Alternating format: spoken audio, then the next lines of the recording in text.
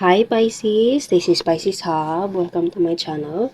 So for today's video, nakikita nyo meron tayo ditong dalawang card deck. Okay, this is the group number 1 and this is the group number 2. Okay, so ngayon Pisces, gagawa tayo ng pick a card reading and alamin natin kung ano mga posibleng mangyari for Pisces within this Pisces season. Okay, kasi kakapasok lang ng Pisces season, Pisces, from February 19 to March 20 or March 19. Okay? Pwede pong ganun. Hindi ko po sigurado kung 19 or 20 po. Pero andito na tayo. Kakapasok lang natin sa Pisces season. Okay? And happy birthday sa lahat ng mga Pisces na nagbe-birthday na ngayon February or sa March. Okay? Advance happy birthday sa ating lahat. Okay? And ngayon, pipili tayo which one you are drawn to Pisces, group number 1 and group number 2, and alamin natin kung ano mga posibleng mangyari for Pisces for this Pisces season. Okay?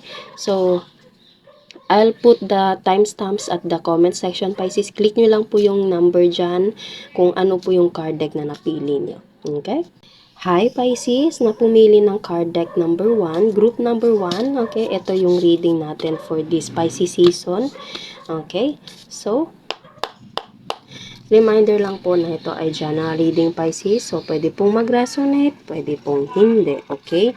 And, ang energies po na lalabas dito, masculine or feminine, ay pwede pong mag-resonate sa lahat. Okay? Lahat ng gender, babae, lalaki, or LGBT man, yung mga Pisces na nanonood ngayon, or yung mga taong nagdidil kay Pisces. Okay? So, alamin natin kung ano mga posibleng mangyari for Pisces for this Pisces season. Okay. Ano yung mga posibleng mangyari for Pisces for this Pisces season. Ooh, Page of Pentacles. Okay. Ano pa po? Four of Cups. Five of Wands. And the Judgment. Okay. Bottom of the deck is King of Swords.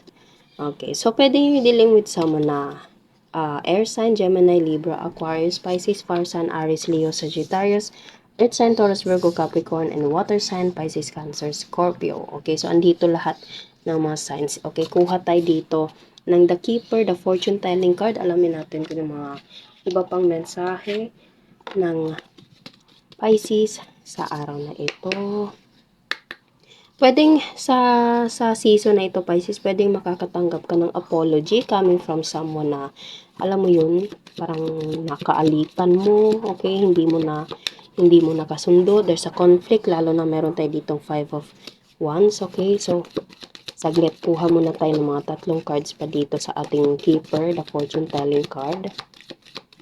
Kung ano po yung connection sa reading ni Pisces sa group number 1. Kuha tayo ng tatlo po, okay?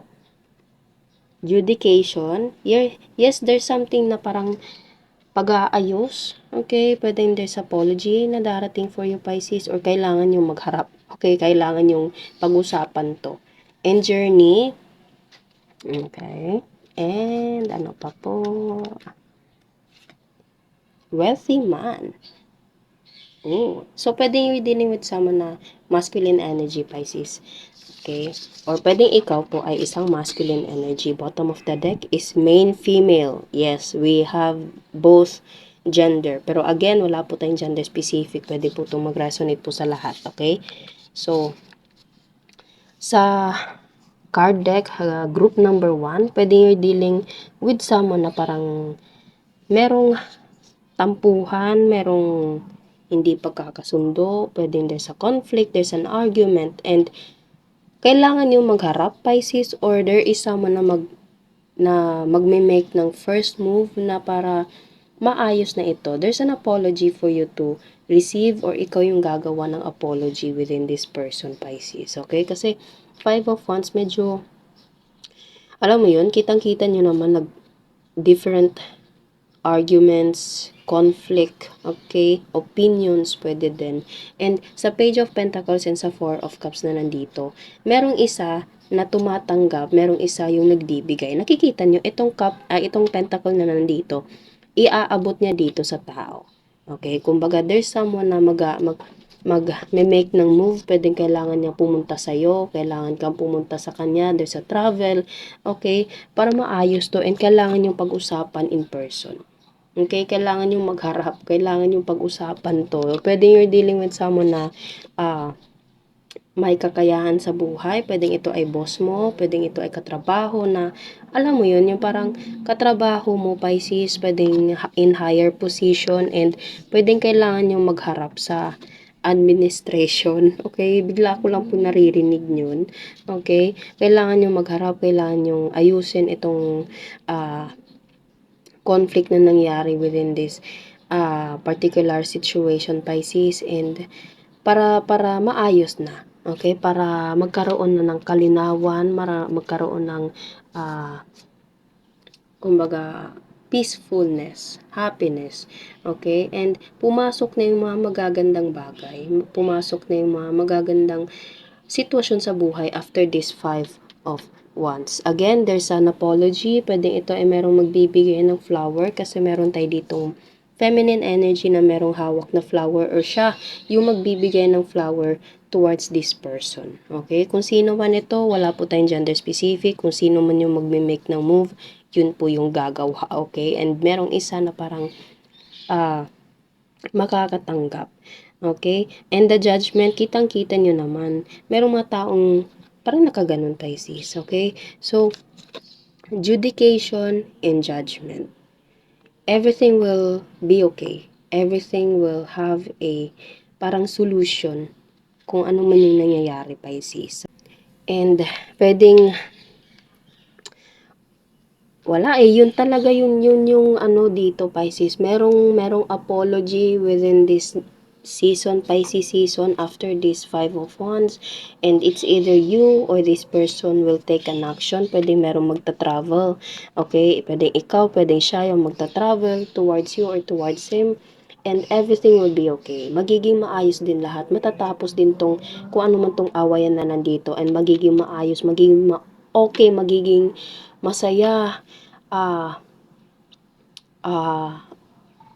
anong tawag nito, parang peaceful, full of happiness, full of sincerity, okay? Itong sitwasyon na ito, okay? Iwasan natin tong ganitong sitwasyon, Pisces. Pwedeng ito ay merong connection sa trabaho, a lot of people, pwedeng maraming taong involved, okay? And kailangan yung dalawang mag-usap talaga, okay? Kailangan yung mag-usap kung ano man to, okay? So, kuha tayo ng mga initials, random words, Pisces, kung sino or ano po yung connection sa reading natin ngayon. Again, there's a travel.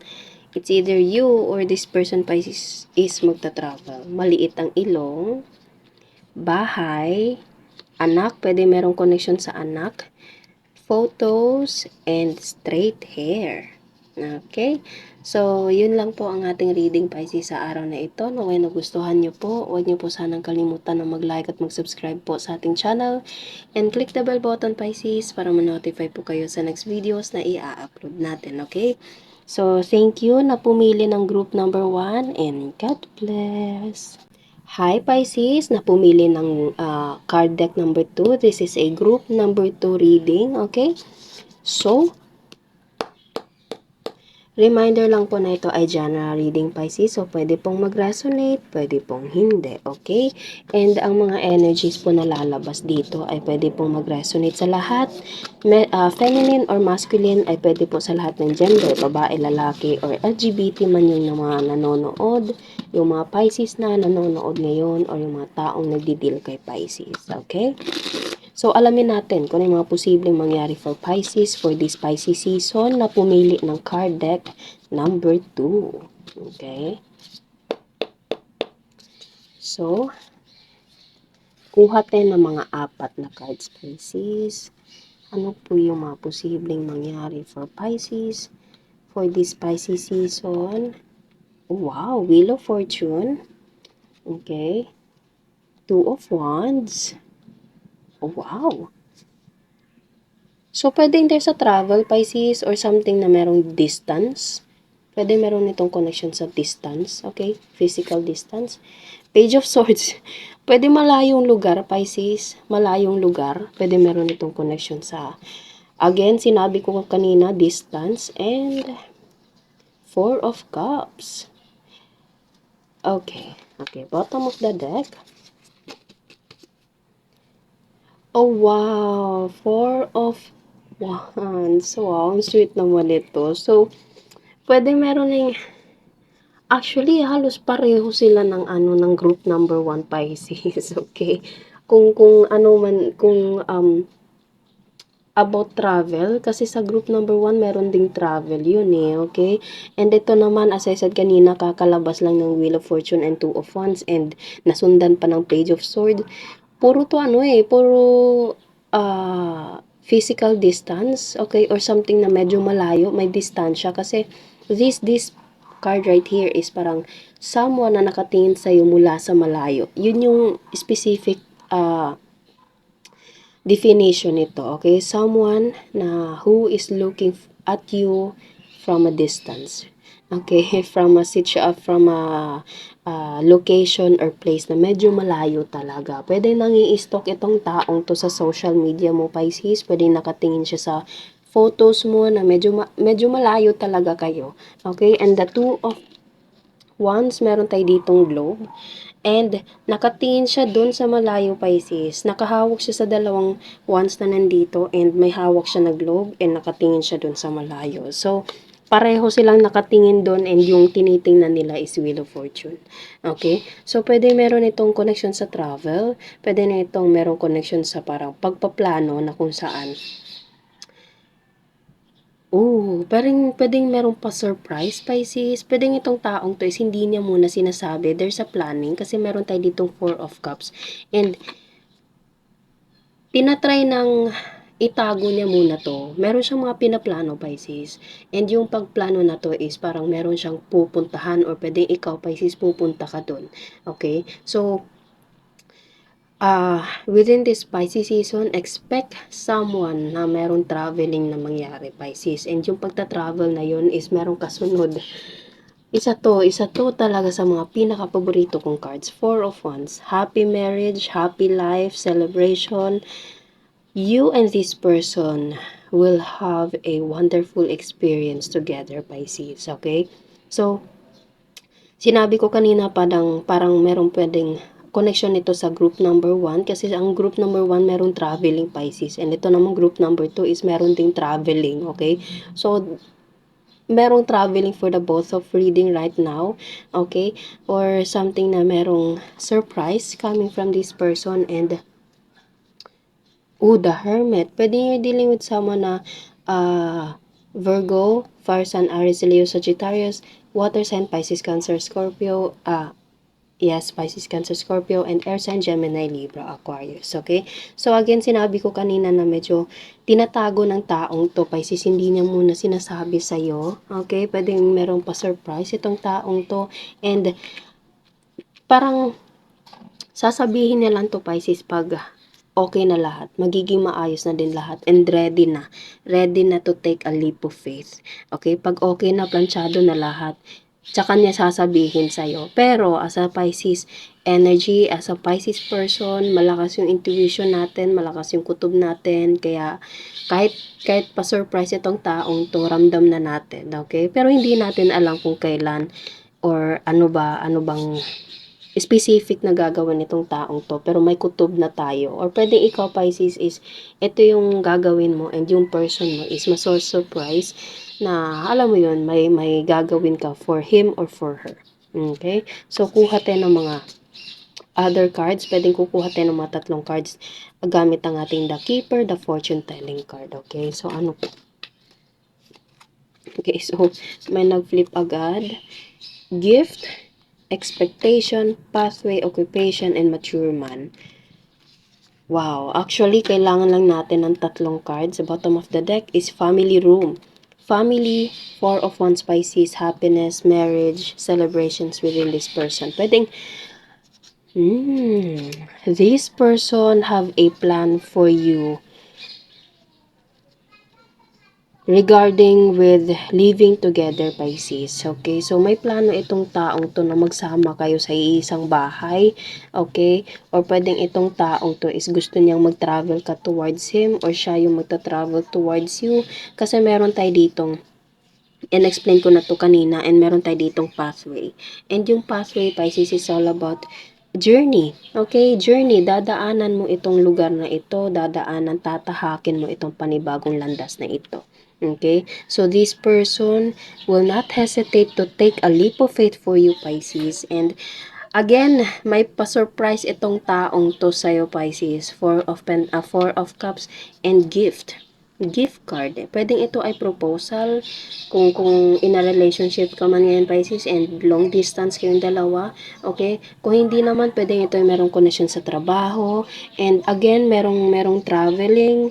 Or kung hindi naman physical na trabaho, pwedeng more on parang kailangan yung merong connection sa medyo malayong lugar. Okay? Basta there's sa trabaho. And, sa mature man na nandito, Pisces, merong globe. And sa Two of Wands na nandito, meron ding globe. So, this is specific sign, Pisces, na medyo malayo, pwedeng other country, itong reading na ito, itong communication, itong relationship na ito, Pisces, or pwedeng itong situation na ito. Okay? There's a traveling, there's something na merong connection sa far away distance, okay? Pwedeng makakatanggap ka ng balita, makakatanggap ka ng gift coming from this person. And again, although medyo may pa-surprise itong taong to, pero as a Pisces, you have a strong intuition and ine-expect mo na to, okay? Alam mo na kahit hindi pa niya sabihin sa'yo.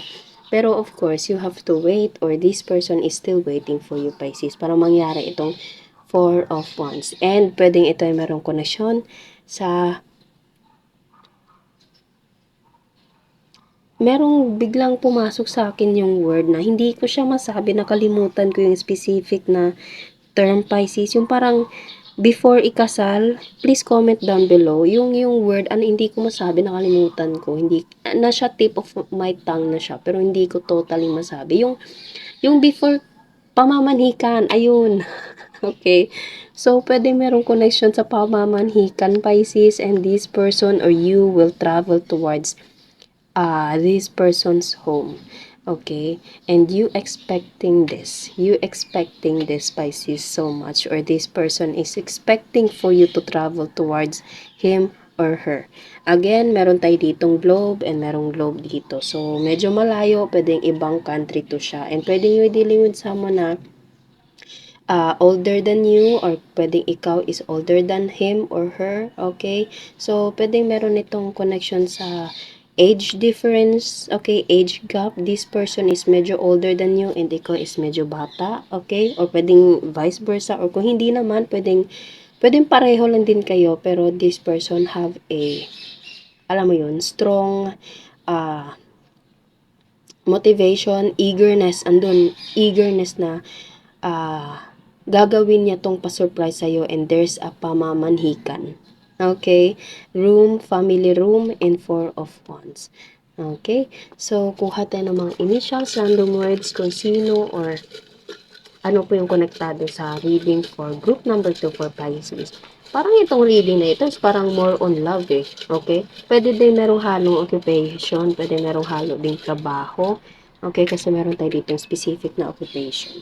Okay? Mayaman, kapatid, friend, blonde, conversation, mapagbigay, dark hair, date. Meron tayo ditong letter P. There's a letter P. Ano pa to? Lover. Yes. Pwede ito ay love reading, city, and letter O. Okay? So, yun lang po, Pisces, ang ating reading for group number 2. Naway nagustuhan nyo po. Huwag nyo po sanang kalimutan na mag-like at mag-subscribe po sa ating channel. And click the bell button, Pisces, para ma-notify po kayo sa next videos na i-upload natin. Okay? So, thank you sa pumili ng group number 2 and God bless!